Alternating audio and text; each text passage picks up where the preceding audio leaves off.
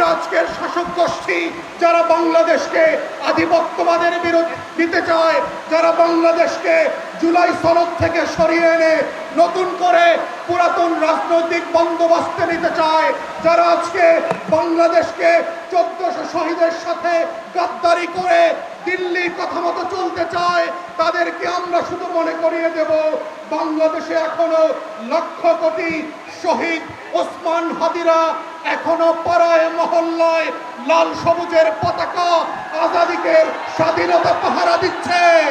এই আজাদির স্বাধীনতা পাহারাদারি থেকে এদেশের কোটি কোটি যুবক দৃষ্টি উপেক্ষা করে, বুলেট উপেক্ষা করে, রক্ত উপেক্ষা করে পাহারা দেবে। কারো শকুনের দৃষ্টি আমরা মেনে নেই নাই, আগামীতে মেনে নেব না। তাই আমাদের লড়াই চলছে এবং চলবে।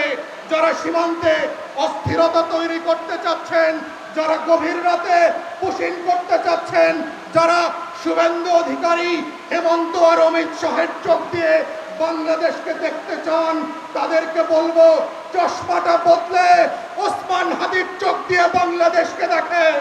চশমাটা বদলে আবু সাইদ মুগ্ধের চোখ দিয়ে বাংলাদেশকে দেখেন।